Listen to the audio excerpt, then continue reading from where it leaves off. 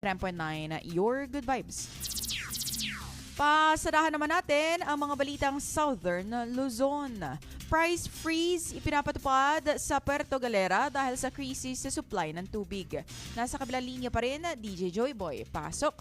GV Balita Express.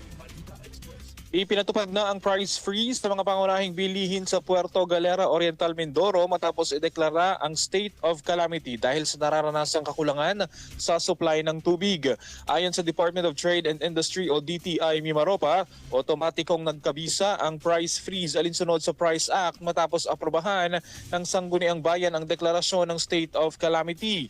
Sa cloud ng price freeze, ang mga pangunahing bilihin tulad ng dilatang pagkain, gatas, kape, sabon, kandila, tinapay, iodized salt, instant noodles at bottled water. Mananatili ito habang umiiral ang state of calamity, ngunit hindi lalampas sa 2 buwan o 60 araw. Nagbabala ang DTI na ang mga lalabag sa price freeze ay maaaring makulong, pagmultahin ng hanggang 1 milyong piso o kapwa mapatawan ng multa at pagkakakulong. Patuloy rin ang mahigpit na pagbabantay ng ahensya upang maiwasan ang overpricing at maprotektahan ang mga mamimili.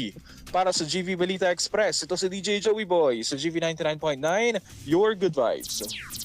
Sa pagpapatuloy ng ating balita, DENR. Pinuri ang NBI